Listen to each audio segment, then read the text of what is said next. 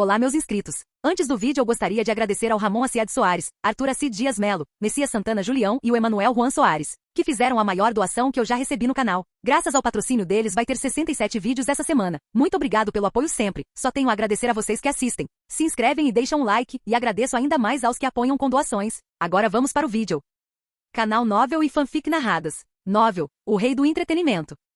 Capítulo 162. O álbum do filme, Echoes of You, tornou-se o mais vendido não só do ano, mas de todo o século XXI. Graças à base de fãs dedicada de Troy, a recepção inicial do álbum foi fenomenal. A estratégia de marketing cuidadosamente orquestrada, focada na popularização das músicas no YouTube, fez maravilhas para o filme. Aliada à promoção agressiva da própria gravadora de Troy, uma de suas músicas estava quase sempre tocando nas rádios e emissoras de TV. Inicialmente músicas como Sugar e We Don't Talk Anymore foram as mais populares devido ao seu lançamento online. No entanto, à medida que mais pessoas ouviram o álbum, descobriram que as 4 músicas mais populares, Blinding Light, All of Me Someone e You Loved, e Radioactive, não foram lançadas online por causa de sua importância para o enredo do filme. Então veio o lançamento do filme. Os fãs que já tinham ouvido o álbum correram para os cinemas para ver como aquelas 4 músicas essenciais se encaixavam na história. Enquanto isso, aqueles que assistiram ao filme correram para comprar o álbum, querendo reviver a música em casa. Isso criou um ciclo de feedback, impulsionando as vendas do álbum e a compra de ingressos a níveis sem precedentes. Os discos de vinil, em grande parte uma relíquia do passado, tiveram um ressurgimento inesperado. Embora a maioria dos fãs preferisse CDs ou até mesmo fitas cassete ao vinil, algo incomum aconteceu com este álbum. Todos os vinis de Echoes of You esgotaram em 24 horas após o lançamento. Isso ocorreu porque a versão deluxe do álbum estava inicialmente disponível apenas em vinil. Embora a edição deluxe tenha sido lançada posteriormente em CD,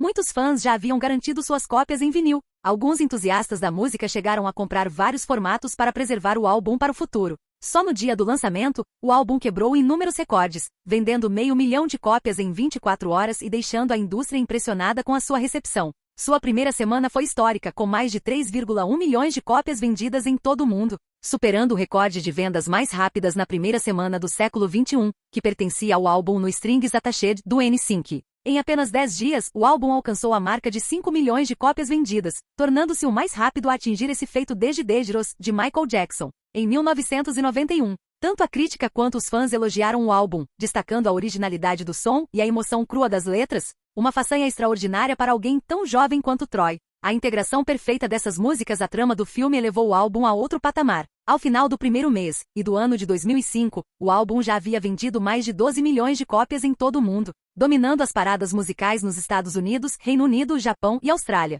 Tornou-se oficialmente o álbum mais vendido de 2005. Echoes of You tornou-se a trilha sonora de estreia mais lucrativa desde O Guarda-Costas, em 1992, superando até mesmo as vendas lendárias de Titanic. O álbum estreou em primeiro lugar na Billboard 200, mantendo-se no topo por 12 semanas consecutivas, um feito inigualável para uma trilha sonora desde Os Embalos de Sábado à Noite na década de 1970. O melhor de tudo é que mesmo depois disso, a trilha sonora não saiu mais do topo. O feito mais surpreendente aconteceu na Billboard Hot 100, onde Troy Armitage dominou as paradas. As 14 músicas mais tocadas eram todas do seu álbum. Liderando o ranking estava Blinding Lights, seguido por Radioactive e All of Me. Parecia que o mundo inteiro havia parado para celebrar a música de Troy, com outros artistas momentaneamente ofuscados. Essa conquista quebrou um recorde de longa data estabelecido pelos Beatles em 1964, quando ocuparam os 5 primeiros lugares da Hot 100. Troy não apenas dobrou o recorde deles, como quase o triplicou com 14 músicas. Ele também quebrou o recorde de Michael Jackson de 1983, de 7 músicas simultaneamente na parada,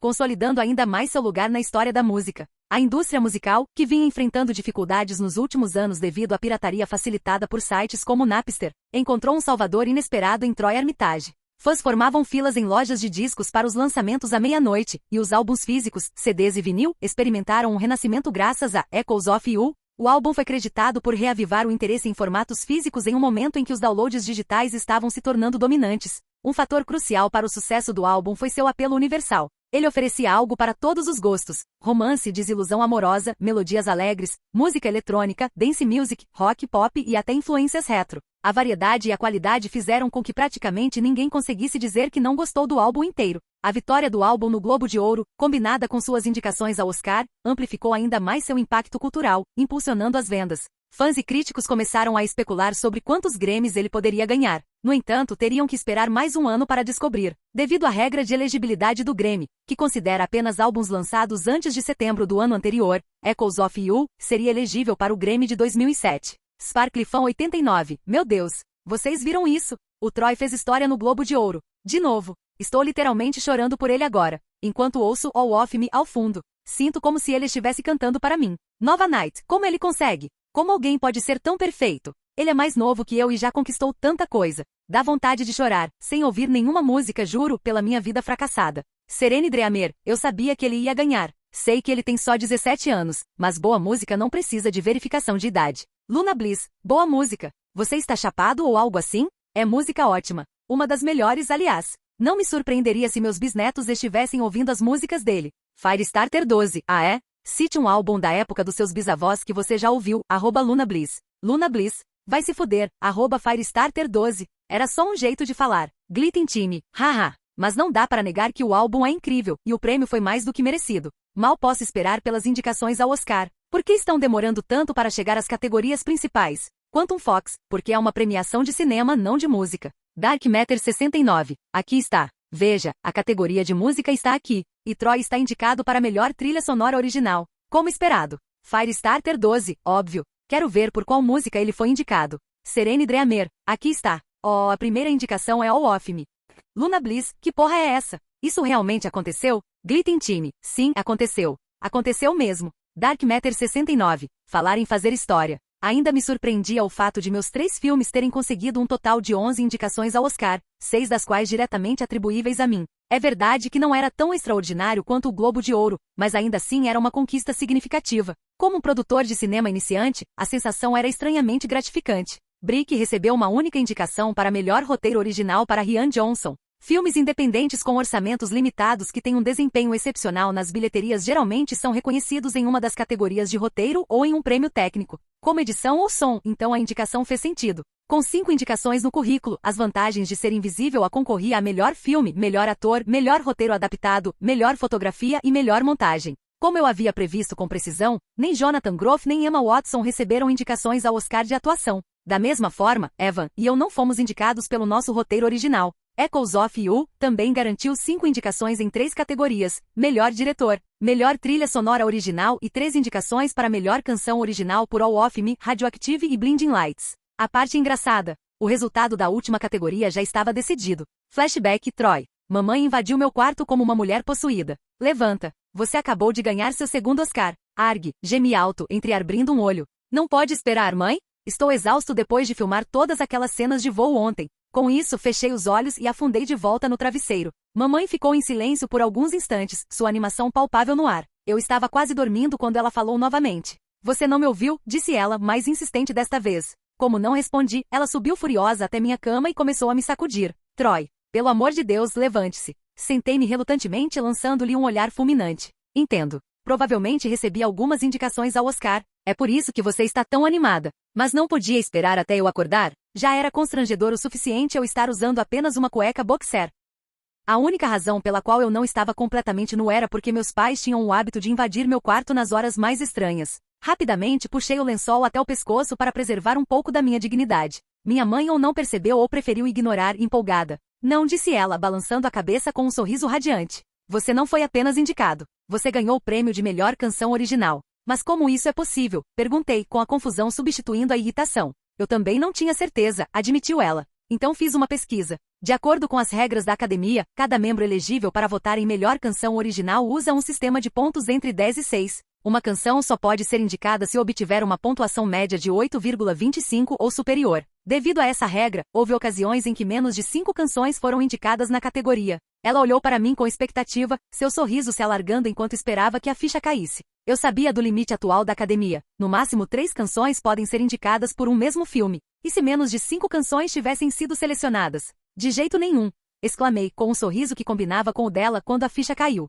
Com certeza, ela disse animada. Todas as 3 canções indicadas este ano são de Echoes of You. Parabéns, filho, pela sua segunda vitória no Oscar. Movi-me para a beira da cama e abracei minha mãe com força. Obrigado, mãe. Muito obrigado. Não precisa agradecer, disse ela, passando os dedos carinhosamente pelos meus cabelos. Agora, vista-se e desça. você também tem outras indicações para ouvir. Fim do flashback. E foi assim que descobri que havia ganhado o meu segundo Oscar. Embora eu tenha ficado bastante satisfeito com o resultado, uma pequena parte de mim se sentiu dividida. Tantos artistas e músicos talentosos poderiam ter sido indicados se o sistema tivesse sido um pouco mais justo. Esse cenário praticamente eliminou toda a competição, o que tirou um pouco da graça. Não vou mentir, eu queria muito ganhar aquele Oscar, mas não assim, sem nenhum suspense. Esta foi a primeira vez na história em que todas as indicações na categoria de melhor canção original vieram do mesmo filme. Foi também apenas a terceira vez que uma categoria teve todas as suas indicações dominadas por um único filme. As outras duas ocasiões ocorreram há mais de 60 anos, nas categorias de ator, atriz coadjuvante, quando havia apenas 3 indicados por prêmio. Desde que essas categorias foram expandidas para 5 indicados décadas atrás, tal domínio era praticamente impossível, até agora. A situação causou grande alvoroço. Críticos e fãs pediram mudanças nas regras de indicação para permitir maior representatividade entre os filmes. A academia chegou a realizar uma reunião para discutir o assunto, mas decidiu não fazer alterações retroativas. Em vez disso, alterou as regras para o futuro. Graças a mim, o sistema de pontos foi abolido e uma nova regra foi implementada. Não mais do que 2 músicas do mesmo filme poderiam ser indicadas. E deveria haver pelo menos 3 indicados na categoria para manter um certo grau de competição e suspense. Enquanto eu pensava nas minhas indicações ao Oscar e nos bastidores da situação, a repórter à minha frente parecia impaciente. Quando me distraí, perdida em meus pensamentos, meu pai já havia se afastado, me deixando para trás para responder às perguntas dela. Desculpe, eu disse, me livrando do meu devaneio. Qual era a sua pergunta? Perguntei. Ela repetiu lentamente. Você planeja dominar o Oscar tanto quanto dominou o Globo de Ouro? Afinal, você já tem um prêmio garantido. Aliás, qual das 3 canções você acha que vai ganhar o prêmio? Essa é uma pergunta terrível, respondi com um sorriso irônico. É como a escolha de Sofia. Como posso escolher um dos meus filhos em detrimento dos outros? Ela deu uma risadinha e passou para a próxima pergunta. No total, você tem 6 indicações em 4 categorias. Então ainda mais 3 prêmios que você pode ganhar. Só o tempo dirá, respondi evasivamente. Ninguém gosta de um fanfarrão. Por mais que eu adorasse conversar sobre minhas chances no Oscar, poderíamos nos concentrar no motivo pelo qual estou aqui hoje? Claro, ela cedeu, embora com relutância. Conte-me algo sobre Pequena Miss Sunshine, ponto. Só tenho uma coisa a dizer sobre isso, falei com a maior seriedade. Ela se inclinou para a frente ansiosa, aguardando minha resposta. É absolutamente o melhor filme em que já trabalhei. Aliás, provavelmente é o melhor filme em que trabalharei na vida. Ela riu. Ora. Você deve dizer isso de todos os seus filmes. Não respondi, mantendo meu tom de convicção. Lancei 3 filmes no ano passado, e nenhum deles chega aos pés de Pequena Miss Sunshine? É simplesmente muito bom. Ela ainda parecia cética, mas mesmo assim fez a próxima pergunta. Fale-me algo sobre o seu caráter. Meu personagem se chama Dwayne, comecei. Ele é um garoto que quer se tornar piloto de caça, então, por esse motivo, jurou não falar nada até alcançar seu objetivo. Espere, disse ela, parecendo confusa. Você quer dizer que não fala nada neste filme? Sim, respondi com um sorriso. A repórter pareceu confusa por um instante, ainda sem ter certeza se eu estava falando no filme ou não. Mas antes que ela pudesse dizer isso, outra mulher caminhou até mim e passou o braço pelos meus ombros. Virei-me e vi Toni Collette, que me deu um largo sorriso. Toni, exclamou a repórter, radiante. Como foi seu reencontro com Troy depois de todos esses anos? É surreal, respondeu Toni. Ele era um menininho tão fofo naquela época, e agora já é quase um homem feito. Ela balançou a cabeça com pesar antes de mudar de assunto. A propósito, o Troy te contou sobre aquela vez em que ele fez um voto de silêncio na vida real para entender melhor as motivações do personagem dele? Ele não fez isso, disse a repórter, com os olhos brilhando por finalmente ter conseguido um furo de reportagem com o qual pudesse trabalhar. É verdade, continuou Toni. Ele chegou no set no primeiro dia e não disse uma palavra. Fiquei chocada com a falta de respeito. Não nos víamos há anos, mas mesmo assim ele não falou nada até terminarmos de filmar suas cenas. Ele está tão bem nesse papel que tenho certeza absoluta de que vai conseguir outra indicação ao Oscar por este filme. Obrigado, Toni, pelo apoio, eu disse com ironia. Ainda acho que é muito cedo para fazer previsões desse tipo. Não, não é. Uma voz masculina exclamou desta vez. Virei-me e vi que era Steve Carell, mas ele não estava sozinho. Ao lado dele estavam Alan Arkin e Greg Kinnear também. A única integrante do elenco principal que não estava presente era Abigail, e isso porque ela estava acompanhada de sua mãe devido à sua pouca idade. Steve se aproximou de mim e se dirigiu ao repórter. Quando soube que Troy entraria para o elenco, pensei que ele seria uma grande diva, chegando com uma comitiva enorme e fazendo escândalo e tudo mais, mas eu não poderia estar mais enganado. Troy não tem comitiva, e ele é tão dedicado à sua arte que não consigo deixar de admirá-lo. Acho que eu não conseguiria ficar calado por tanto tempo como Troy ficou. Sou um homem adulto, com mais de uma década de experiência como ator, mas tenho muito a aprender com ele. Pensei que já tivesse superado a fase em que elogios assim não me afetariam mais, mas claramente eu estava enganado.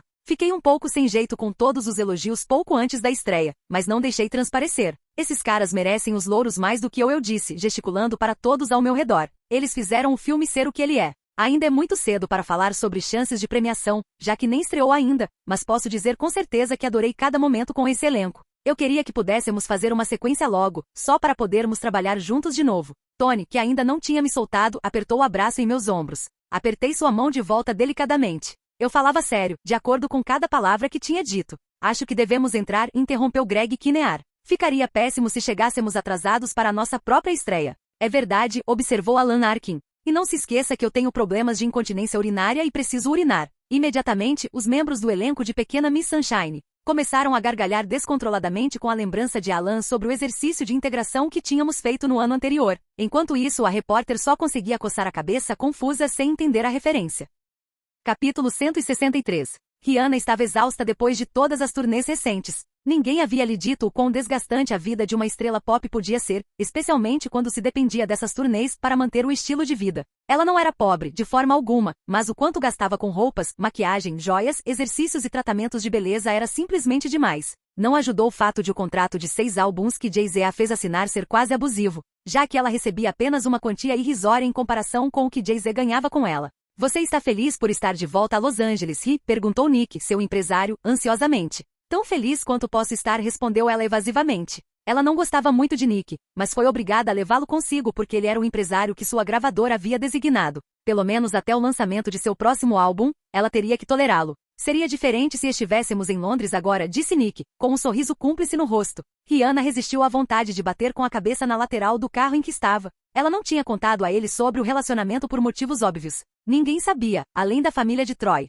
Ela poderia ter contado aos pais se quisesse, mas não contou porque sabia que eles eram fofoqueiros e mais cedo ou mais tarde, alguém acabaria contando. A revelação de algo assim poderia ser um suicídio para a carreira dela. Se os fãs leais começassem a se sentir manipulados por uma celebridade, poderiam parar de segui-la com a mesma devoção de antes. Pelo que Troy sabia, ela gostava muito dele. Se as coisas fossem diferentes, eles poderiam até ter namorado de verdade. Mas era muito difícil fazer dar certo quando ele estava em Londres e ela aqui em Los Angeles. E chegamos, anunciou Nick depois de estacionar o carro em frente ao prédio de apartamentos de Rihanna. Sem perder tempo, Rihanna saiu do carro e disse, obrigada, Nick. Não se preocupe, ele sorriu. Tenha um ótimo dia amanhã. Não é todo dia que se faz 18 anos. Rihanna olhou para o relógio e viu que já era meia-noite. Tecnicamente, ela tinha 18 anos agora. Mesmo assim, não lembrou seu empresário disso e simplesmente assentiu com a cabeça antes de se virar. Enquanto Nick se afastava, Rihanna não pôde deixar de admirar o belo Audi conversível amarelo estacionado logo atrás de onde ele estivera momentos antes. Ela não sabia a quem pertencia o carro, mas aquilo a fez lembrar que precisava desesperadamente de um novo. Seu velho Chevy já estava muito velho, e ela estava cansada de alugar um carro sempre que precisava ir a uma premiação ou outro evento promocional de sua música. O próximo item da sua lista seria um apartamento novo, ou talvez até uma casa, mas isso levaria alguns anos de trabalho para juntar dinheiro para a entrada, quanto mais para o valor total. Ao subir um lance de escadas para o seu andar, Rihanna ficou surpresa ao ver um homem de terno parado do lado de fora da porta, enquanto sua colega de quarto, Donna, o encarava com raiva. E eu te disse que está é uma péssima hora para surpreender alguém. Não vou deixar você entrar só porque algum ator famoso te mandou. Escute, senhorita, o homem começou, antes que Rihanna decidisse tomar as rédeas da situação. Donna, o que está acontecendo? Donna se virou para sua melhor amiga e seu sorriso se alargou. Graças a Deus você está aqui, Ri. Esse cara disse que é advogado e que Troy Armitage o mandou. Ele não me conta mais nada. Não posso dizer mais nada legalmente, disse o advogado a Donna com desdém. É o que chamamos de sigilo entre advogado e cliente. Eu sei disso. Donna retrucou furiosamente antes de se virar. Tanto faz. Agora que você está aqui, Ri, você que se vire com ele. No instante em que Donna saiu, o homem se virou para Rihanna e sorriu. Joel Sullivan. É um prazer conhecê-la, senhorita Rihanna. Igualmente ela sentiu. Por que você está aqui? O Steve Clovis me indicou, disse ele com naturalidade. Ele disse que você tinha feito uma espécie de promessa a ele de que assinaria um contrato quando completasse 18 anos. Aliás, feliz aniversário. Obrigada, disse Rihanna por reflexo, tentando desvendar por que Steve poderia ter enviado um advogado. Bastaram alguns instantes para ela perceber o motivo. Devia ser sobre aquele acordo de confidencialidade que queriam que ela assinasse. O mais estranho era que ele tivesse aparecido à sua porta justamente quando ela completou 18 anos. Vocês não podiam esperar até de manhã para virem? Eu poderia, concordou ele. O Steve me disse para fazer isso esta semana, não hoje. Mas o Troy também é meu cliente e queria te enviar seu presente de aniversário, à meia-noite para completar. Normalmente não faço isso, mas ele é um bom cliente e está me pagando muito bem para fazer isso, então aqui estamos. E já que estou aqui, pensei em matar 2 coelhos com uma cajadada só. Você tem toda a liberdade de recusar assinar o documento agora, mas achei que deveria mencionar mesmo assim. Ela queria fazer exatamente isso, mas no fim, não se importou em assinar o acordo de confidencialidade. Ela não tinha intenção de contar a ninguém sobre a realidade do seu relacionamento, então que diferença fazia se ela o assinasse? Dê-me isso, disse ela impacientemente. Ele entregou o papel para ela, mas perguntou, não deveríamos entrar para essa parte? Não, disse ela com firmeza. Estou cansada depois de um longo voo de Nova York. Só quero que isso acabe logo para que eu possa descansar. Muito bem, concordou Joel, deixando Rihanna dar uma olhada rápida no documento. Como esperado, era um acordo de confidencialidade padrão sobre o status do relacionamento deles. Depois de pegar uma caneta emprestada dele, ela assinou rapidamente e devolveu a cópia assinada. Obrigado, disse ele após verificar o documento. Quanto ao seu presente, aqui está. Ele tirou uma pequena caixa do bolso, embrulhada em papel de presente com um design intrincado. Um lindo laço vermelho adornava a parte superior. Rihanna cogitou abrir o presente mais tarde, provavelmente, eram joias que ela poderia examinar melhor no dia seguinte. Contudo, a curiosidade falou mais alto e ela o abriu mesmo assim. Ela ficou um pouco confusa ao ver uma pequena caixa preta lá dentro. Não teria adivinhado o que era até que seus olhos pousaram nos 4 círculos interligados, revelando a marca a qual a chave pertencia. R8, estava escrito em letras garrafais no topo. Feliz aniversário, disse Joel novamente. É o novo Audi R8, recém-lançado no mercado. Você deve ter visto o carro amarelo estacionado lá fora. Não se preocupe, você não vai pagar imposto por este presente. Isso já foi resolvido, ou melhor, será resolvido pelo contador do Troy na época da declaração de imposto de renda. Rihanna só conseguia encarar a chave em choque, sem conseguir dizer nada. Aquela beleza agora era dela? Quando viu o advogado mais cedo, teve certeza absoluta de que o carro pertencia a ele. Meu trabalho aqui está feito, anunciou Joel. Tenha uma boa noite. Ele se virou e foi embora, deixando Rihanna ainda atônita. Assim que o advogado saiu, Donna espiou para fora. Então, o que foi? Você está encrencado ou algo assim? Rihanna apenas balançou a cabeça em silêncio, tirando a chave da caixa. Troy me mandou um presente de aniversário. Assim, disse Donna animada. Quase me esqueci. Feliz aniversário. O que ele mandou? Um Audi R8. A disse Donna com desdém por um momento antes de a ficha cair. Você disse R8? As 2 garotas sorriram em uníssono antes de correrem para fora para ver o carro novo de Rihanna, todo o cansaço esquecido pela empolgação com o veículo. Naquele momento, Rihanna não pôde deixar de amar Troy cada vez mais por ele ser tão atencioso. Quando saíram para dar a primeira volta de Lamborghini, Rihanna havia lhe dito o quanto gostava de conversíveis. E agora lá estava ela com um conversível só para ela. E não era qualquer conversível, mas um que custava quase $150 mil. Claro, provavelmente não significava nada para Troy, mas significava muito para ela. Você não precisava ter vindo aqui, Roger. Roger Ebert olhou para sua esposa, Chase, que havia sido categórica em afirmar que ele não deveria ir a Berlim em seu estado de saúde. Vou ficar bem, querida, disse ele com um sorriso. Pelo menos me deixe fazer isso mais uma vez antes que eu não consiga mais falar no mês que vem. Chase assentiu com relutância. Ambos sabiam que agora que estavam ali, não importava o que ela dissesse, ele compareceria à estreia para a qual havia recebido ingressos VIP especiais. O motivo pelo qual ele concordara em ir a Berlim era simples. Quem o convidará era ninguém menos que seu ator favorito, Troy Armitage. Roger tinha assistido a inúmeros filmes ao longo dos anos. Viu superestrelas ascenderem e caírem como marés, mas não havia ninguém como Troy Armitage. Troy chamou a atenção do mundo em 1998 e em 2 anos, era amplamente considerado o maior ator mirim da história. Cada uma de suas atuações era nada menos que perfeita. Ele se dedicava tanto aos seus papéis que nem mesmo seus críticos conseguiam considerá-lo um mau ator. De Sex Education a Harry Potter, Troy dominou o mundo do cinema com seu talento. Mas nada dura para sempre, e certamente haveria obstáculos no caminho. Roger Ebert, como todos os outros, achava que a magia de Troy eventualmente desapareceria. Afinal, o encanto infantil dura pouco, e depois eles crescem. Roger conseguia contar nos dedos de uma mão o número de atores que haviam conseguido fazer a transição com sucesso do estrelato infantil para a carreira adulta. Mas Troy fez a jogada mais inteligente de sua carreira, assumiu o controle do seu futuro. Ao fundar sua própria produtora, lançou não um, mas 3 filmes em rápida sucessão, cada um em um gênero diferente, mas todos com apelo universal. Um suspense policial, um drama de amadurecimento e um musical romântico. Os 3 filmes foram magistralmente elaborados, refletindo um profundo compromisso com a qualidade da narrativa. Essa busca pela excelência tornou-se a marca registrada de Troy. Nenhum de seus filmes até então havia sido ruim. É claro que inteligência artificial havia dividido opiniões na época, mas com o passar dos anos, o público passou a apreciá-lo. De forma sutil porém marcante, Troy cultivou uma reputação. Se ele estivesse em um filme, seria excelente. Roger, como muitos outros, havia internalizado essa crença, e foi isso que o levou a Berlim.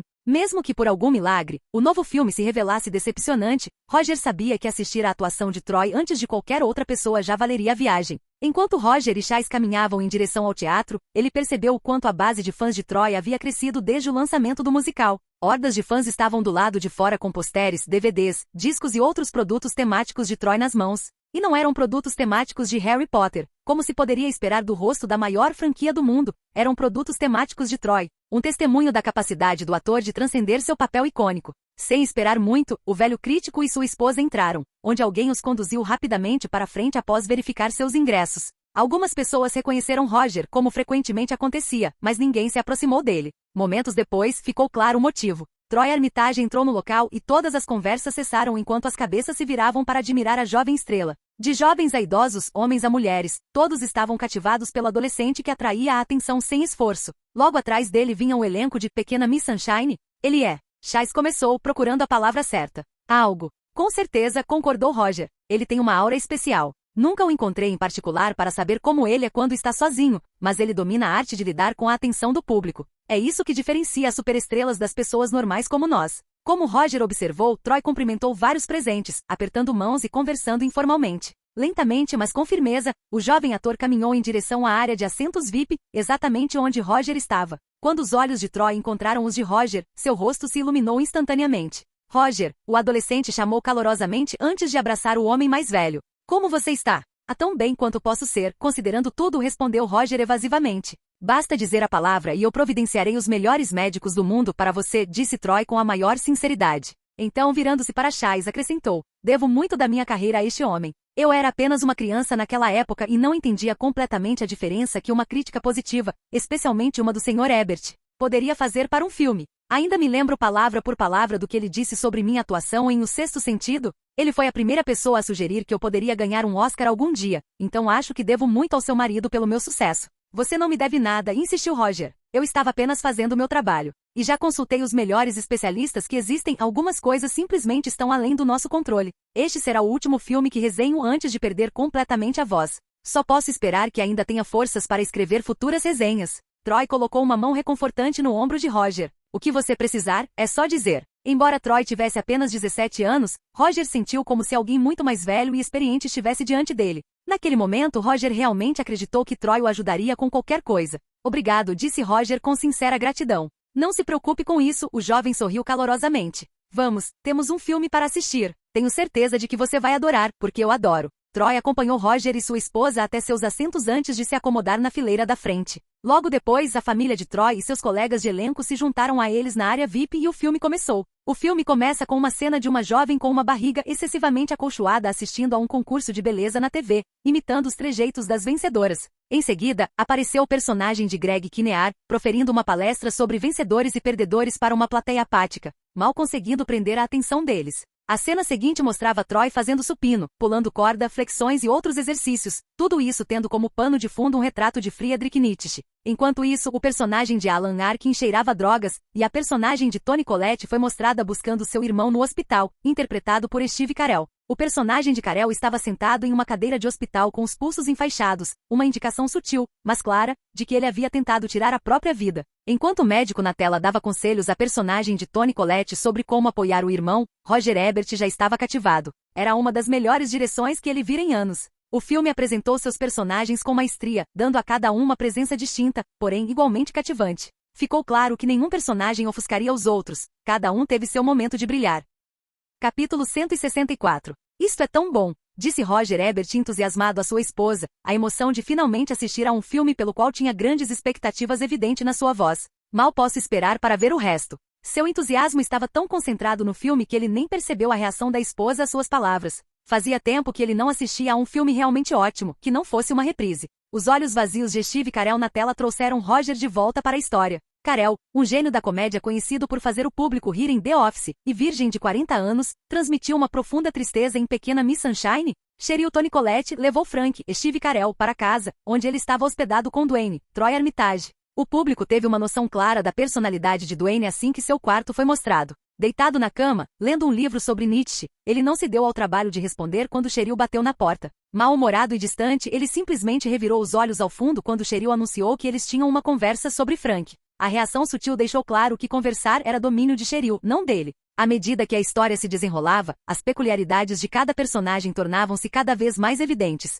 O avô, Alan Arkin, era um viciado em heroína, boca suja e de pavio curto, que havia sido expulso de seu asilo. Richard Greg Kinnear lutava contra o estresse de conseguir um contrato para publicar um livro, e o voto de silêncio de Dwayne, feito para realizar seu sonho de se tornar piloto de caça, adicionava uma camada extra de tensão. Quando Frank perguntou a Dwayne com quem ele passava o tempo, o adolescente respondeu rabiscando em seu bloco de notas: "Eu odeio todo mundo." "E a sua família?" insistiu Frank. Dwayne lançou-lhe um olhar fulminante antes de sublinhar a palavra "todos" 2 vezes, deixando absolutamente claro que sua família estava incluída naquela declaração. Em seguida veio uma cena tão comovente quanto engraçada. A pequena Olive, Abigail Breslin, perguntou inocentemente a Frank por que ele tentará se matar. "Não acho que essa seja uma conversa apropriada para uma criança de 7 anos, disparou Richard. "Bem, ela vai descobrir de qualquer jeito", retrucou Cheryl. Frank finalmente revelou o motivo. "Tentei me matar porque me apaixonei por um aluno de pós-graduação que não correspondia aos meus sentimentos. Eu estava muito apaixonado por ele." "Ele? Você se apaixonou por um garoto?" "Que bobagem", disse Olive, com um tom inocente que evidenciava sua perspectiva infantil. Era uma afirmação que nenhum adulto poderia fazer sem parecer homofóbico. Roger ficou particularmente cativado pela personalidade de Olive. Seu jeito puro e desinibido de falar tinha um charme irresistível. Olive interrompeu Richard com um tom firme. "O importante aqui é entender que o tio Frank desistiu de si mesmo. Ele fez escolhas tolas ao desistir de si mesmo, algo que vencedores jamais fazem." "Cara, esse cara é um babaca", gritou alguém no teatro, provocando risos na plateia. A verdade por trás dessa afirmação era inegável. As expectativas irreais de Richard em relação à sua filha de 7 anos foram claramente um erro na criação dos filhos. Roger não tinha filhos, mas mesmo ele conseguia perceber como essa pressão poderia prejudicar a saúde mental de uma criança durante o crescimento. Na cena seguinte, a família recebeu uma mensagem de voz informando que Olivia havia se classificado para o concurso de beleza Pequena Miss Sunshine, que seria realizado em Redondo Beach, Califórnia, em 2 dias. Como a família morava em Albuquerque, Novo México, isso significava uma longa viagem de carro pela frente. Olivia não conseguia conter a empolgação. Ela gritou de alegria e imediatamente começou a arrumar suas coisas. Embora o entusiasmo da menina fosse contagiante, isso gerou uma discussão entre Cheryl e Richard. Richard queria economizar dinheiro para seu empreendimento, enquanto Cheryl estava determinada a levar a filha para a competição. A discussão acalorada parecia que ia piorar, mas felizmente, Richard cedeu e concordou em levar a família para a Califórnia em sua velha van amarela. O avô insistiu em ir, já que tinha sido ele quem ensinou os passos de dança da Olive, enquanto Frank precisava ir porque estava sob vigilância para a prevenção de suicídio. Dwayne inicialmente se recusou a ir, mas concordou a contragosto depois que Cheryl lhe prometeu permissão para frequentar a escola de aviação. Deixá-lo sozinho em casa simplesmente não era uma opção. Assim, a família partiu de Albuquerque rumo à Califórnia. Durante a viagem, o avô decidiu compartilhar alguns conselhos hilariamente terríveis com Dwayne sobre sua vida sexual, causando gargalhadas estrondosas no cinema. A atuação de Alan Arkin foi impecável, e ele roubou a cena em todos os momentos em que apareceu. Troy Armitage, geralmente o centro das atenções em qualquer filme em que atuasse, teve um papel mais discreto em Pequena Miss Sunshine. Os verdadeiros destaques foram Arkin e Abigail Breslin, cujas performances como vovô e Olive cativaram o público. Apesar do voto de silêncio de Dwayne, a interpretação sutil de Troy do adolescente melancólico se destacou. Suas expressões e linguagem corporal deixaram Roger impressionado. Ainda assim, Roger não pôde deixar de pensar que os votantes do Oscar poderiam ignorar a atuação discreta de Troy em favor do papel mais chamativo de Arkin. Durante uma parada em um restaurante, Richard demonstrou mais uma vez sua insensibilidade ao deixar Olive constrangida com seu peso. O desconforto da cena foi bastante óbvio para os telespectadores, aumentando ainda mais sua antipatia por Richard. Quando a família voltou para a van, ela não pegou. A embreagem estava estragada, não lhes restando outra opção senão empurrar o veículo. O que se seguiu foi uma sequência hilária de toda a família empurrando a van enquanto uma animada música country tocava ao fundo, arrancando gargalhadas da plateia. Mais tarde, Richard recebeu um telefonema sobre seu contrato para o livro, apenas para se deparar com notícias decepcionantes. Enquanto isso, Frank parou em um posto de gasolina para comprar revistas pornográficas para o avô e inesperadamente encontrou sua ex-amante, adicionando mais uma camada de drama à aventura nada perfeita da família. Enquanto a família retomava a viagem, um momento terno entre pai e filho se desenrolou entre o avô e Richard. Num tom incomumente gentil, o avô assegurou ao filho que tudo ficaria bem. "Mesmo que você não ganhe, pelo menos você tentou", disse ele. Mas Richard rejeitou o sentimento e ia contra sua própria filosofia sobre vencedores e perdedores. Segundo a sua lógica, ele agora era um perdedor, não um vencedor. Naquela noite a família parou em um motel. Cheryl e Richard, que dividiam o quarto, acabaram tendo outra discussão acalorada, desta vez sobre suas dificuldades financeiras. Enquanto isso, Frank e Dwayne ficaram no quarto ao lado, com Dwayne ouvindo a discussão silenciosamente à distância. Ainda determinado a não desistir, Richard resolveu tomar as rédeas da situação. Planejou dirigir até Scottsdale para se encontrar com o investidor do seu projeto, abandonando o carro da família que estava avariado e alugando uma scooter. Infelizmente, nem isso deu certo, pois o investidor continuou sem se interessar, deixando Richard ainda mais desanimado. No momento mais tranquilo, o avô e Olive dividiram o quarto, e Olive confidenciou suas inseguranças ao avô.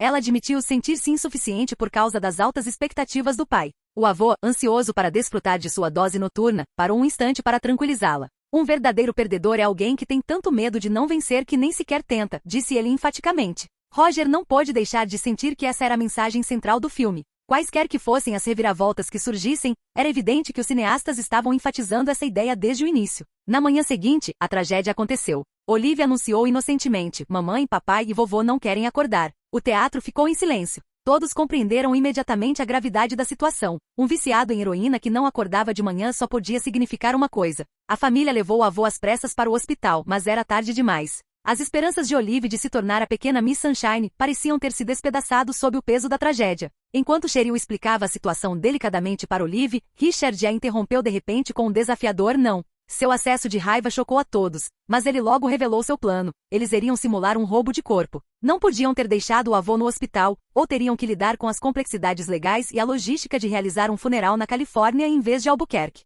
O que se seguiu foi uma cena hilariante e caótica. Toda a família se uniu para contrabandear o corpo do avô para fora do hospital por uma janela. O teatro explodiu em gargalhadas quando eles, de alguma forma, conseguiram realizar a façanha.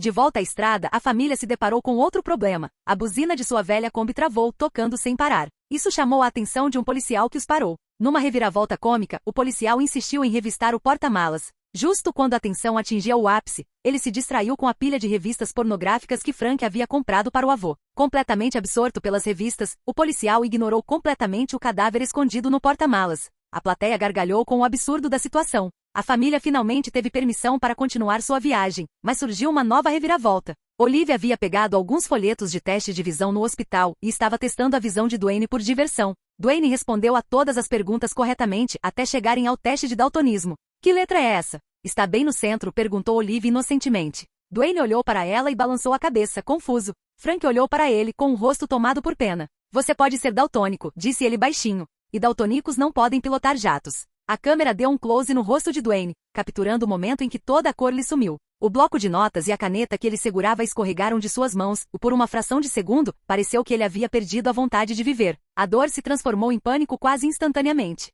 Ele se debateu violentamente, batendo a cabeça contra o teto da van, o banco e as janelas em pura frustração. Ver o adolescente desmoronar foi ao mesmo tempo doloroso e surpreendente. Doloroso porque seu sonho de uma vida inteira acabará de ser destruído, e surpreendente pela atuação poderosa de Troy Armitage. Richard encostou a van, mas antes mesmo de ela parar completamente, Dwayne abriu a porta com um estrondo e saiu correndo. Ele parou a uma curta distância de costas para a família e gritou a plenos pulmões: porra! A palavra, quebrando meses de seu voto de silêncio, ecoou no teatro. A angústia crua em sua voz atravessou o coração de Roger. Era devastador ver alguém trabalhar incansavelmente por um sonho, apenas para ouvir que era impossível desde o início. Fracassar era uma coisa, mas saber que você nunca teve uma chance era algo completamente diferente, uma injustiça do destino. O que se seguiu foi uma aula magistral de atuação de Troy. Roger assistiu em silêncio enquanto as emoções de Dwayne se desdobravam, a tristeza se transformando em fúria, para depois se dissolver em desespero. Seu colapso foi visceral, sua dor palpável. Justo quando o público pensou que ele poderia entrar em uma espiral descendente ainda maior, Olive saiu da van.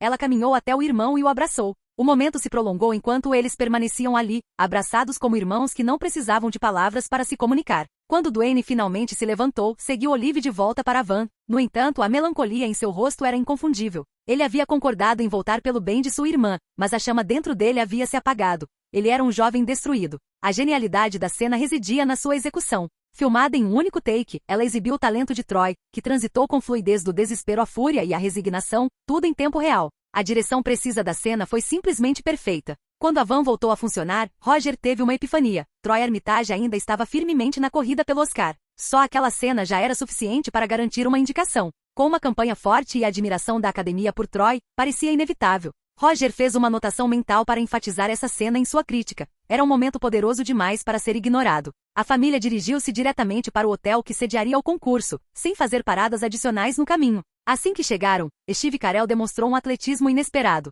Ele saiu da van a toda velocidade, ultrapassando todos para chegar à mesa de inscrição e garantir a participação de Olive. Eles chegaram com 4 minutos de atraso e inicialmente tiveram a entrada negada pela mulher severa que coordenava o evento. No entanto, o homem responsável pelas inscrições teve pena deles e permitiu que Olive entrasse. Nos bastidores, Olive hesitou, sua confiança abalada ao observar as outras candidatas. As meninas estavam com o rosto pintado com bronzeador, os cabelos perfeitamente cacheados e a maquiagem carregada. Todas eram magras e pareciam bonecas, um contraste gritante com a aparência simples e mais rechonchuda de Olive. O objetivo do filme era claro, uma crítica contundente à indústria dos concursos de beleza e seu impacto prejudicial sobre as jovens. Ele destacava a obsessão doentia com a aparência, fomentando problemas de autoimagem em crianças que deveriam estar valorizando sua individualidade em vez de se privarem de comida para se adequarem aos padrões da sociedade. Enquanto isso, Dwayne e Frank foram até o oceano para surfar e tiveram uma conversa inesperadamente profunda e sincera. Quando voltaram, ambos haviam tirado as roupas de neoprene e estavam sem camisa. Que se dane os concursos de beleza. Não acredito que estamos permitindo isso, declarou Dwayne, exaltado e com a voz carregada de frustração. Essa é a minha irmãzinha. A câmera deteve-se brevemente no físico esculpido de Troy Armitage, provocando assobios audíveis da plateia do teatro. Steve Carell, ao lado dele com uma constituição decididamente menos definida, não provocou tal reação. Roger não conseguiu conter um risinho interno ao perceber o uso descarado do charme de Troy. Ficou claro que os cineastas haviam inserido a cena sem camisa como uma forma de agradar aos inúmeros admiradores de Troy, especialmente suas jovens fãs. Com décadas de experiência na indústria, Roger entendia essas decisões. Eram calculadas, mas inofensivas, feitas para agradar o público. De volta ao concurso, a competição havia começado, e a aparência simples de Olive se destacava em meio às concorrentes elegantes e glamorosas. As outras garotas subiram ao palco, cada apresentação mais deslumbrante e habilidosa que a anterior. Richard ficou visivelmente desconfortável enquanto assistia da plateia. Ele havia incentivado Olive a competir, mas agora, vendo o talento demonstrado, temia que ela não estivesse preparada para a dura realidade da derrota. Ele não queria que ela experimentasse a dor do fracasso tão jovem. Incapaz de ficar parado, Richard dirigiu-se aos bastidores, onde Cheryl ajudava Olive a se arrumar. Dwayne já estava lá, com a mesma expressão de desconforto do padrasto. Ambos pareciam ter chegado à mesma conclusão, suas expressões dizendo tudo antes mesmo de abrirem uma palavra. Eu não quero que a Olive faça isso, declarou Dwayne, com a voz firme e carregada de raiva. Este lugar está uma merda. Eu não quero que essas pessoas julguem a minha irmã. Que se fodam. É só olhar em volta. Todo mundo vai rir dela. Ela não é uma rainha da beleza, mãe. Ela simplesmente não é. É tarde demais, respondeu Cheryl, em tom defensivo. Não é, retrucou Dwayne. Você é a mãe, você deveria protegê-la. Cheryl pareceu surpresa com a repentina aproximação entre o marido e o filho, mas não conseguiu destruir os sonhos de Olive de forma tão brusca. No fim, deixou a decisão para Olive. Olive, determinada a honrar a memória de seu falecido avô, fez sua escolha. Ela subiu ao palco com uma confiança serena que desmentia sua idade.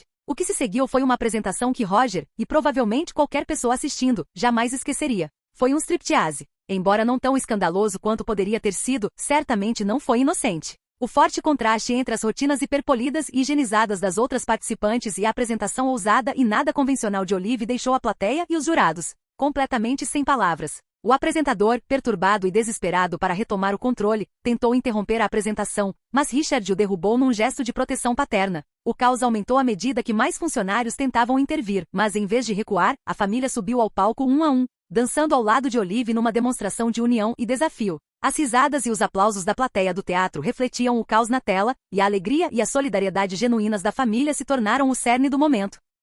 Por fim, as autoridades intervieram e a família foi detida por um breve período. Foram libertados sob a condição de que Olive nunca mais participasse de um concurso de beleza na Califórnia. Concordando a contragosto, a família voltou para sua fiel Kombi, empurrando-a uma última vez para conseguir ligá-la. Num toque final de humor, a minibus passou a toda velocidade por um pedágio, provocando uma explosão de risos no teatro enquanto todos seguiam para casa, unidos e indiferentes ao absurdo da situação. Assim que os créditos começaram a rolar, Roger Ebert foi o primeiro a se levantar, aplaudindo com entusiasmo. O resto da plateia o seguiu rapidamente e os aplausos ecoaram pelo teatro. Este era, sem dúvida, o melhor filme que Roger vira em anos. Ele tinha certeza de que o filme tinha potencial para dominar a temporada de premiações, desde que recebesse o apoio certo. E Roger, sempre um defensor da excelência cinematográfica, tinha toda a intenção de lhe dar exatamente isso.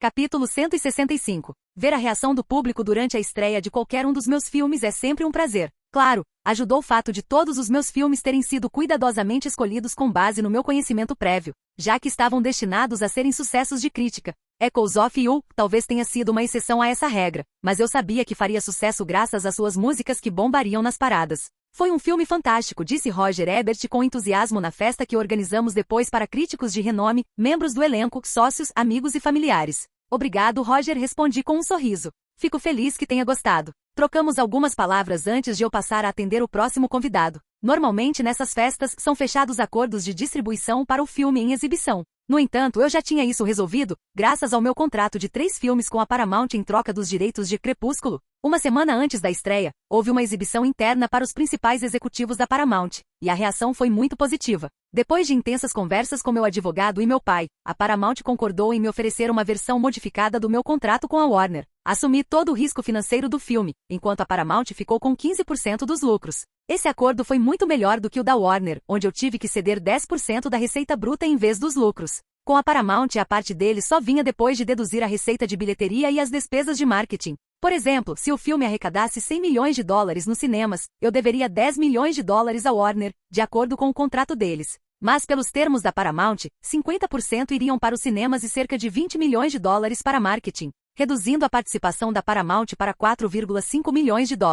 Essa estrutura era muito mais favorável para mim, e enquanto a Paramount mantivesse esse acordo, eu não tinha intenção de voltar para a Warner Bros. Falando no diabo, Troy, Alan Horn, o diretor de operações da Warner Bros., me cumprimentou com um aperto de mão entusiasmado. Que filme incrível você fez! Obrigado. Inclinei a cabeça educadamente. Embora eu não tenha criado o projeto, apenas investi nele. Os verdadeiros produtores estão por aqui em algum lugar. Posso apresentá-los a você se quiser. Não, isso não será necessário, disse Alan, balançando a cabeça. Eu só queria conversar com você sobre a distribuição do filme. Sei que você e Belry têm tido um relacionamento tenso ultimamente, mas isso não significa que você deva ir tão descaradamente para um dos nossos concorrentes. Se houvesse algum problema, poderíamos tê-lo resolvido pacificamente. Resisti à tentação de lhe dar um soco no queixo. Alan gostava de bancar o bonzinho, mas eu sabia que ele era tão cúmplice das táticas desonestas de Warner quanto qualquer outro. Não é nada pessoal, Alan. Eles simplesmente me ofereceram um contrato melhor. Aprendi com o erro de ter feito todos os meus filmes pela Warner. Você e o Belry me ensinaram uma valiosa lição de negócios.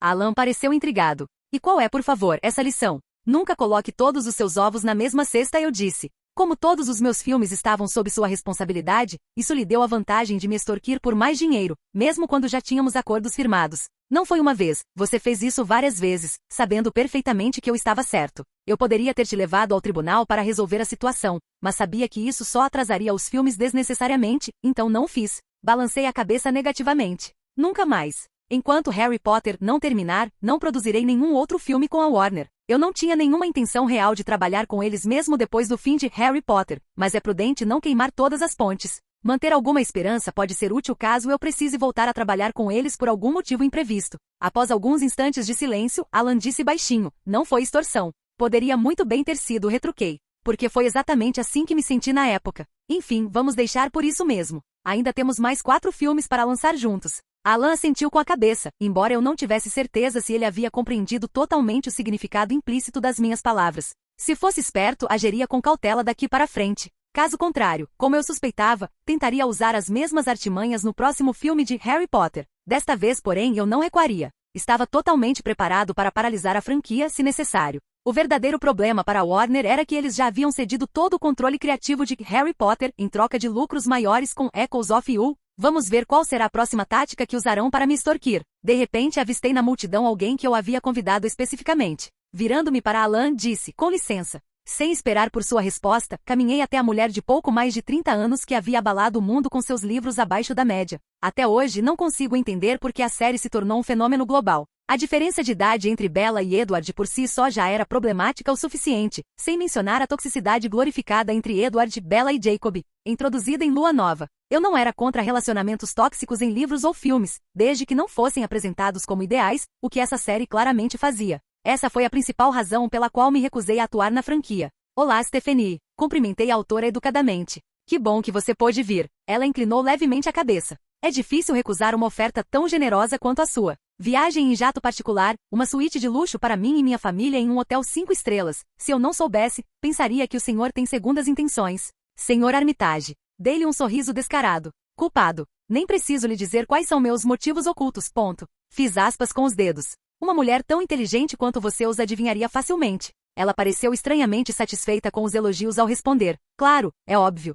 mas ainda estou hesitante. Sabe, quando comecei a escrever esta história, sempre imaginei você como o ator principal. É o sonho de todo autor ter um ator de renome em seu projeto. Sei que conseguiria convencê-lo a fazer o filme se insistisse um pouco mais. Ergui uma sobrancelha. Você não é nada sutil. Fui criada mormon, disse ela, o que de alguma forma explicava tudo. Certos grupos, como os seguidores do mormonismo e da cientologia, tinham a reputação de fomentar a falta de sutileza em seus adeptos, muitas vezes criando pessoas fáceis de influenciar. Vamos ver o quanto consigo influenciar a Stephanie para que ela faça o que eu quero. Eu jamais farei. Crepúsculo, disse sem rodeios. Se vocês tiverem outro ator em mente para o papel principal ou qualquer outro papel, podemos considerá-lo. Mas não serei eu. Não quero fazer porque simplesmente não é quem eu sou. Gosto da história, mas não consigo me identificar com o personagem Edward. Mesmo deixando isso de lado, não quero assumir outra franquia de fantasia enquanto Harry Potter ainda estiver em andamento. Stephanie parecia pronta para discutir, então, antes que pudesse, fiz-lhe outra oferta. Já possuo os direitos do primeiro livro.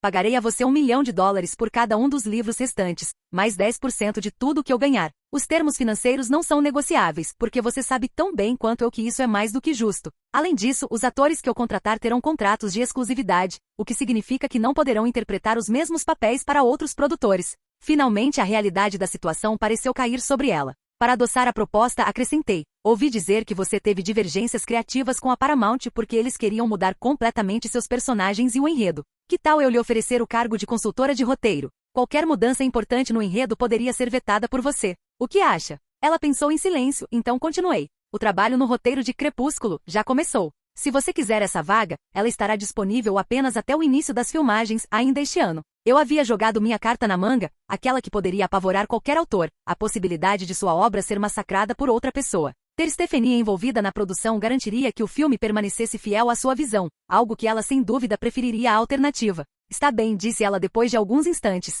Vou lhe vender os direitos dos outros 3 livros. Resisti à vontade de gritar de alegria, apenas sorri e ofereci um aperto de mão a ela. Obrigado, Stephanie. Tenho a sensação de que teremos uma relação muito frutífera daqui para frente. Espero que sim, ela apertou minha mão hesitante. Não tenho muita escolha.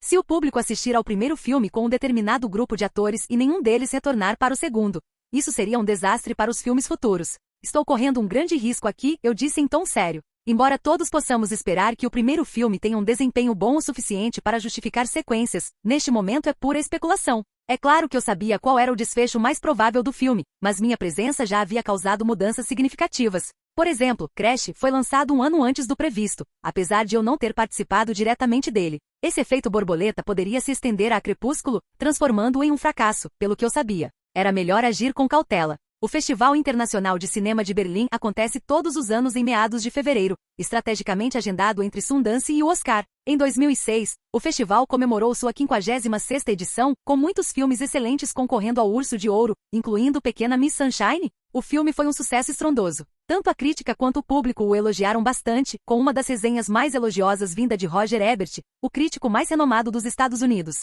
Você simplesmente não encontrará um filme com atuações e elenco melhores do que Pequena Miss Sunshine. Esses atores e seus diretores Jonathan Dayton e Valerie Faris entendem como reações não verbais podem ser mais engraçadas do que diálogos ou piadas, e como a dor pode ser a fonte da comédia mais satisfatória. Cada ator traz uma contribuição única para o filme, tornando quase impossível imaginar qualquer outra pessoa em seus respectivos papéis. Seja o personagem antipático de Greg Kinnear, a tenacidade de Toni Collette, o humor ácido de Alan Arkin, a inocência de Abigail Breslin, o timing cômico impecável de Steve Carell ou a versatilidade de Troy Armitage. Breslin e Arkin roubam a cena em todos os momentos em que aparecem com seus personagens maravilhosamente construídos, mas a verdadeira revelação do filme é Troy Armitage, que interpreta um personagem chato e antipático com tanta naturalidade que no final, é impossível não derramar uma lágrima ou duas pelo rapaz. Troy, acostumado a protagonizar filmes, deu um passo atrás para permitir que seus colegas de elenco tivessem o mesmo espaço em cena. Inicialmente fiquei surpreso com essa decisão, mas conforme a história se desenrolava, houve uma cena que me fez entender por que uma estrela como Troy aceitaria participar deste filme. Não vou revelar detalhes para não estragar a surpresa, mas posso afirmar com toda certeza que essa cena demonstra algumas das melhores atuações de Troy. Ao analisar Inteligência Artificial, afirmei que ele é um dos melhores atores em atividade atualmente, e essa opinião continua válida. Roger Ebert e Chicago Sun-Times. Classificação: 4-4. E não foi só Roger Ebert. Críticos de todos os lados elogiaram Pequena Miss Sunshine, consolidando seu lugar como um dos filmes mais amados do ano. Este filme independente, uma sátira doce, ácida e inteligente sobre uma família de perdedores num mundo obcecado por vencer, é um sucesso garantido com o público. Não houve comédia americana mais satisfatória este ano. Troy Armitage mostra mais uma vez o seu talento. David Ansem Newsweek. Uma mistura inteligente de farsa e emoção. Este é um daqueles filmes que os cinéfilos veteranos lamentam não serem mais feitos. Troy pode ser o motivo pelo qual muitos espectadores mais jovens assistirão a este filme, inicialmente. Podem ficar um pouco decepcionados por causa de seu papel limitado, mas isso não acontecerá quando a história terminar. Duane Birg, The Hollywood Reporter. Uma comédia de viagem familiar disfuncional e discretamente hilária que critica a cultura americana do vencedor e oferece uma doce redenção para os perdedores, ou pelo menos para as pessoas comuns que muitas vezes são rotuladas como tal. Armitage, Arkin e Breslin são a melhor escolha de elenco do filme. David Rooney, Variety. Pequena Miss Sunshine, é um hino encantador à condição de perdedor, uma comédia sombria que acumula contratempos e ainda assim nunca perde seu brilho. David Edelstein, Vulture. O filme recebeu uma impressionante classificação de 95% no Rotten Tomatoes com uma nota média de 8,2. Com o passar dos anos, essa pontuação pode ter caído, mas naquele momento, o filme recebeu o selo fresco. No Metacritic, alcançou uma nota de 84/100, indicando aclamação universal. Os elogios recebidos fizeram do filme um forte concorrente ao Urso de Ouro. Normalmente, os festivais de cinema distribuem os prêmios entre vários filmes, em vez de premiar apenas um. O objetivo é celebrar o cinema como um todo, incentivando diversos cineastas. Por isso foi uma grande surpresa para mim quando anunciaram o Urso de Prata de melhor ator.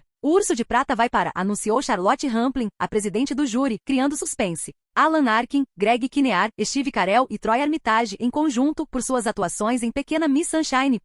Me virei para os outros vencedores e imediatamente nos abraçamos em grupo. Puxei Tony e Abigail para o abraço também, porque essa era uma vitória conjunta de todo o elenco. Eles nos deram esse prêmio, mesmo que não fosse destinado às meninas. Eu abracei Jonathan e Valerie também, antes de subir ao palco, seguindo meus 3 colegas de elenco, Steve, Alan e Greg. Após recebermos o troféu prateado brilhante em forma de urso, nós 4 ficamos em frente a um único microfone, sem saber quem deveria falar primeiro. Alan Arkin, o ator mais experiente entre nós, deu um passo à frente, na esperança de que ele começasse um discurso, mas para minha surpresa, ele me empurrou para a frente. A plateia deu risadinhas com a atitude de Alan, e eu não consegui evitar de rir também. Já que estava ali e precisava dizer alguma coisa. Obrigado, Berlim, por esta incrível honra, comecei. E aos membros do júri por nos escolherem. Para começar, acho que este prêmio é para toda a equipe que trabalhou neste filme, Jonathan e Valerie Michael, nossos produtores. E toda a equipe que trabalhou incansavelmente para que este filme fosse um sucesso. Nossos 2 colegas de elenco, Tony e Abigail, que ouso dizer que foram ainda melhores do que nós 4 juntos, obrigado por entregarem algumas das melhores performances.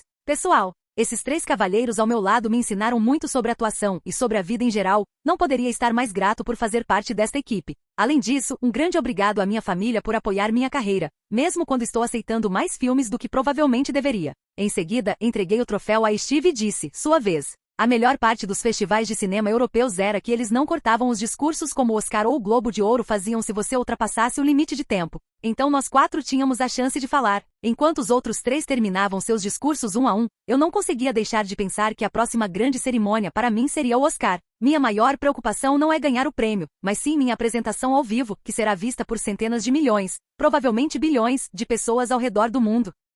Capítulo 166. Grifinória vence, anunciou uma voz masculina pelos alto-falantes. 450 a 140. Recebi a taça de quadribol da Madame hoje porque eu era o capitão da equipe. Ganhamos a taça de quadribol. Jamie gritou empolgado, enquanto Ron me abraçava como se sua vida dependesse disso. Estávamos ambos com nossos uniformes completos de quadribol, encharcados da cabeça aos pés. Nossas vassouras jaziam esquecidas no chão, assim como as do resto do time. Era para estar chovendo fraco durante o jogo, mas a chuva intensificou-se quando terminou. Eu estava com um sorriso enorme estampado no rosto enquanto o abraçava de volta. Parecia que toda a casa Grifinória tinha descido ao campo para comemorar, sem se importar em se molhar. Depois de entregar a taça para Jamie, abracei outros colegas de equipe também, até que só restou uma pessoa. Imogen e eu trocamos olhares por um instante. A intensidade com que ela jogou me derreteu, e eu soube naquele instante que aquela era a garota certa para mim. Sem pensar 2 vezes fui até ela, apenas para perceber que ela também vinha na minha direção. Corremos um em direção ao outro, finalmente nos aproximando e nos abraçamos. Aquele abraço foi tudo que eu precisava e muito mais. Mesmo assim, eu não estava satisfeito. Me afastei, mas só por um instante, antes de beijá-la ali mesmo, nos lábios, com dezenas de pessoas testemunhando a cena. Eu não me importava com elas, nem com a chuva artificial que caía do céu. Aquele beijo foi tudo que eu havia imaginado. Foi intenso e terno ao mesmo tempo, quente e frio por causa da chuva. Depois de alguns instantes, terminei o beijo e a abracei novamente, enquanto ambos sorrimos de orelha a orelha. Todos ao nosso redor começaram a assobiar e gritar, enquanto eu procurava meus amigos em busca de sua aprovação, implícita ou explícita. Os atores que interpretavam Dean Thomas e Romilda Vane pareciam furiosos com a revelação. Emma Watson, como Hermione, estava radiante, mas meus olhos buscavam a pessoa que eu mais precisava ver. Jamie estava ao lado de Emma com uma expressão complexa no rosto, mas apenas por um segundo, antes de inclinar a cabeça em sinal de aceitação. Meu sorriso se alargou, se é que isso era possível, e peguei Imogen no colo. Ela deu um gritinho de alegria quando a beijei novamente, e os assobios ficaram significativamente mais altos. Corta! Gritou Rian Johnson pela 100ª vez. Era exatamente isso que eu queria, pessoal. Isso foi a perfeição cinematográfica, muita paixão e romance na medida certa. Ótimo trabalho. Soltei Imogen e dei um passo para trás, só para garantir. É sempre um pouco estranho beijar alguém para uma cena, especialmente alguém como Imogen, que eu conhecia desde criança. Claro, eu também tinha tido um relacionamento com Emma, e esse era o principal motivo pelo qual não conseguíamos ir além do beijo. Uma pequena parte de mim sentia como se eu tivesse me aproveitado injustamente dela. Eu já havia perdido a conta de quantas garotas beijei desde meu primeiro beijo em cena com Leslie Doakes em Cálice de Fogo, mas cada um deles foi bem diferente e único. Rian Johnson queria algo cinematográfico e pitoresco para o primeiro beijo de Harry e Gina. Foi por isso que ele teve a brilhante ideia de mudar um pouco o enredo, com a permissão de Rowling, é claro. No livro, Harry estava cumprindo detenção com Snape e não podia participar da partida. Isso é ótimo para o desenvolvimento do personagem, mas péssimo do ponto de vista do filme. Então Rian, Eric Roth e o pai dele alteraram a história para que Harry também fizesse parte do time como capitão, e foi aí que seu relacionamento com Gina começou. O primeiro beijo deles foi filmado na chuva, tornando-o mais romântico, ou pelo menos era o que Rian pensava. Beijar na chuva pode parecer mágico em filmes como Homem-Aranha ou Diário de uma Paixão, mas na realidade é horrível. Você fica molhado, com frio e só quer que acabe para poder vestir algo quente e confortável. Assim que Rian aprovou a cena e a água foi cortada, tirei a parte de cima do meu uniforme de quadribol. 2 membros da equipe correram imediatamente com toalhas quentes e secas. Sequei rapidamente a parte superior do corpo antes de me virar para Imogen, que já estava enrolada em uma toalha, embora por razões óbvias ela não tivesse tirado a roupa. Sem querer ser sexista, mas às vezes, ser homem é muito melhor e mais conveniente. Como eu estava? Perguntou Imogen em tom de conversa. Você foi ótima, eu disse com um sorriso. Muito melhor do que algumas das outras garotas que eu já beijei. Ah, é? Perguntou ela com um sorriso. Melhor até que a Rihanna. Não, neguei imediatamente. Não encontrei ninguém que beije melhor do que a Rihanna. Ela é simplesmente a melhor, sem ofensas. É mesmo, Troy? Perguntou uma voz feminina fingindo inocência. Me virei e vi Emma Watson.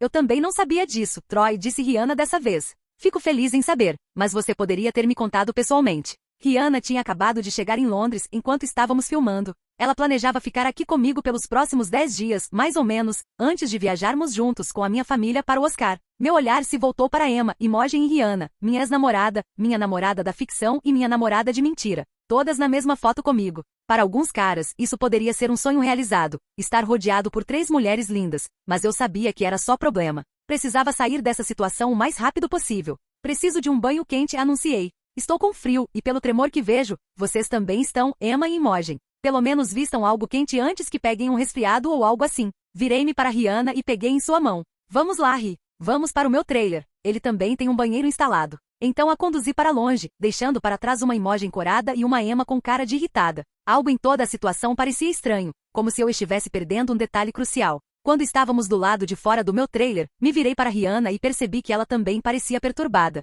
Está tudo bem, Rihanna? Perguntei. Você é um idiota, disse ela balançando a cabeça. Esquece. O quê? Perguntei assim que entramos no trailer. Ela suspirou, mas não deu mais detalhes, descartando a questão novamente com um deixa pra lá. Assim que a porta se fechou, sem esperar que Rihanna se virasse, tirei o resto da roupa também. Eu não tinha nada a esconder, principalmente dela, então não me importava se ela me visse nu. Fiel ao seu estilo, ela apenas ergueu uma sobrancelha e balançou a cabeça. Você é impossível, murmurou, mas havia um tom ansioso em sua voz enquanto ela me devorava com os olhos. Volto num instante, eu disse, indo em direção ao banheiro. Assim que entrei naquele pequeno espaço, liguei o chuveiro, soltando um grito quando a água saiu escaldante. Mexi no registro até atingir a temperatura perfeita, deixando a água morna cair sobre mim. Eu estava absorta no calor reconfortante quando senti dedos deslizando suavemente pelas minhas costas. Me virei antes que Rihanna pudesse agarrar minha bunda, apenas para vê-la vestida de forma semelhante à minha. Sorri animada antes de puxá-la para dentro e lhe dar um beijo apaixonado. O lugar era bem apertado, pois não era para 2 pessoas, mas nos viramos como pudemos. Nossas mãos percorriam os corpos um do outro de cima a baixo, em todos os lugares imagináveis.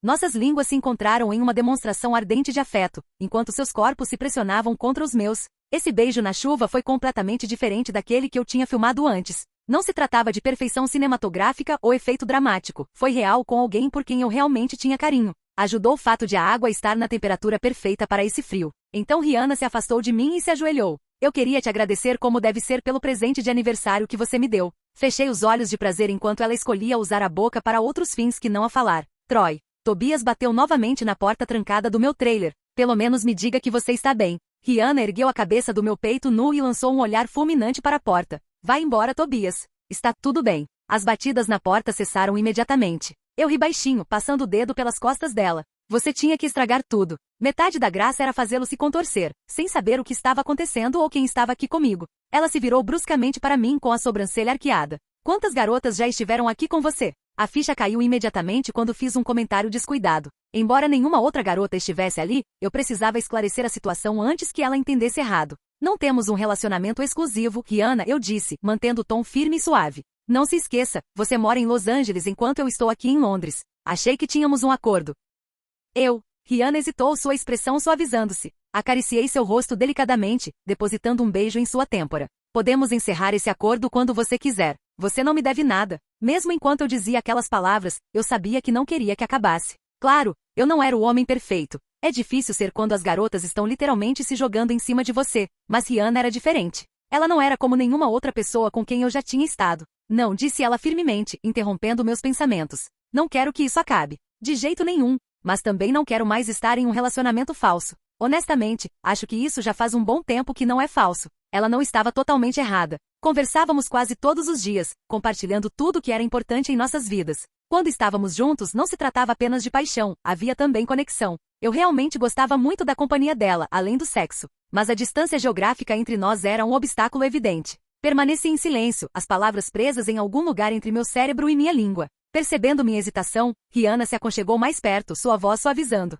Hoje, ela começou, quando vi você beijando a Imogen me senti mal. Não queria ver você com ela. Nem com mais ninguém. Mas sei que esse é o seu trabalho, e não posso ficar brava com você por isso. Após um momento de silêncio, ela continuou. Que tal fazermos um pacto? Quando eu estiver em outra cidade, você pode fazer o que quiser com quem quiser, contanto que eu não fique sabendo. Mas quando estivermos juntos, você será completamente meu. Franzi a testa. Não posso fazer isso com você. Você merece coisa melhor. Não me importo com um relacionamento sério, mas... Sem mas, ela interrompeu, com um tom resoluto. Eu sei que você é jovem, rico e bonito demais para o seu próprio bem. Manter as garotas longe de você seria impossível, a menos que eu estivesse aqui o tempo todo. E eu amo demais a minha carreira para desistir de tudo só para ser um enfeite ao seu lado. Fiquei em silêncio por alguns instantes, deixando que as palavras dela me atingissem. Era o sonho de qualquer cara, um passe livre da namorada para ficar com quem quisesse enquanto estivessem separados. Mas ao mesmo tempo eu não conseguia ignorar o quão moralmente questionável aquilo era. Precisaremos estabelecer algumas regras se quisermos fazer isso, eu disse finalmente, quebrando o silêncio após ponderar a situação. Claro, Rihanna assentiu com confiança contra meu peito antes de se sentar no sofá que usávamos para nossas atividades extracurriculares. Já pensei em tudo. Primeiro, o óbvio, você não pode criar nenhum vínculo com outra garota. Nada de encontros, nada de conexões emocionais e, definitivamente, nada de presentes caros e significativos como aquele carro que você me deu. Feito, concordei prontamente. O que mais? Não me fale de nenhuma outra garota e faça o possível para esconder isso de mim, acrescentou ela. Essa foi bem direta e nem precisava ser dita. Continue, incentivei. Por fim, se algum dia você for flagrado pela mídia ou por qualquer outra pessoa, anunciarei imediatamente que terminamos há algum tempo. Dessa forma, evitamos todas as especulações sobre você estar me traindo. Não pude deixar de admirar o quão minuciosamente ela havia pensado nisso. Rihanna havia considerado todos os ângulos, garantindo que não nos envolveríamos em dramas desnecessários. Havia apenas uma coisa sobre a qual eu precisava ter clareza. E você? Perguntei. Você também ficaria com outra pessoa quando não estivéssemos juntos? Não, respondeu ela veementemente. Estou feliz com a minha vida como está agora e não tenho intenção de complicá-la. Só estou lhe dando essa opção para que você não me culpe por atrapalhar sua vida sexual. Sentei-me e a abracei com força. Aceito, namorada, disse com um sorriso antes de soltá-la e me inclinar para beijá-la. Enquanto fazíamos amor novamente, apenas um pensamento persistia na minha mente. Ela era boa demais para isso, e apesar de tudo que tinha me oferecido, eu não tinha intenção de ficar com mais ninguém, nem mesmo quando ela não estivesse por perto. Hoje estamos ao vivo do tapete vermelho da 78ª edição do Oscar, anunciou uma mulher deslumbrante com um sorriso radiante. Eu sou Vanessa Lachey, e fiquem ligados, pois vamos conhecer mais celebridades aqui no tapete vermelho. Acabamos de conversar com o elenco de Brokeback Mountain, Heath Ledger, Michelle Williams, Jake Gyllenhaal e Anne Hathaway. Vamos ver quem será o próximo a nos honrar com sua presença. Vanessa se virou para cumprimentar o próximo a chegar, e sua empolgação era bastante visível ao ver ninguém menos que George Clooney. Naquela noite ele era triplamente indicado, roteirista, diretor e ator. Assim que o avistou, Vanessa soltou um gritinho incomum, quebrando momentaneamente sua postura impecável. Meu Deus! Sou muito fã! Exclamou ela com entusiasmo inconfundível. Obrigado, disse George calorosamente, exibindo seu sorriso característico enquanto se inclinava para um breve abraço. Vanessa respirou fundo para se acalmar e continuou. Você é o favorito para ganhar pelo menos um Oscar esta noite, dentre as suas 3 indicações. Isso é mentira, respondeu George com uma risadinha. Só tem uma pessoa com a garantia de ganhar um Oscar hoje à noite, e não sou eu. Os olhos de Vanessa brilharam ao perceber a indireta dele. Você já conheceu Troy? Ah não, na verdade não, disse George pensativo. Nada digno de nota, de qualquer forma. Acho que ele tinha 11 ou 12 anos na época. Eu o parabenizei rapidamente porque ele estava muito bem em O Sexto Sentido, e Billy Elliot, duvido que ele sequer se lembre de ter me conhecido. Tenho certeza que ele faria isso. Antes que Vanessa pudesse terminar, uma onda de ruído irrompeu perto do início do tapete vermelho. O som era inconfundível, um grito coletivo principalmente das fãs presentes, seguido por uma frenética chuva de cliques de câmeras. Quer fazer uma aposta? Perguntou George com um sorriso confiante. Aposto que esse é o menino prodígio de quem estávamos falando agora há pouco. Essa é uma aposta perdida, disse Vanessa com um sorriso cúmplice. Nenhum outro ídolo adolescente está indicado esta noite, então obviamente é ele. Acho que você deveria esperá-lo aqui para finalmente conhecê-lo direito. Clooney pareceu intrigado por um momento antes de balançar a cabeça, dizendo, não quero roubar a cena dele esta noite. Ele parecia pronto para entrar no teatro, mas antes que pudesse, o rapaz em questão caminhou pelo tapete vermelho, exatamente onde Clooney e Vanessa estavam. Obrigado por assistir, se gostou deixa o like e inscreva-se. Quanto mais apoio mais vídeos, e se possível apoie o canal doando no Pix do canal na descrição do vídeo. Qualquer valor ajuda, assim o canal pode trazer fanfics e novels de autores pagos e novos vídeos são postados com mais frequência. Muito obrigado a todos, curtam o canal.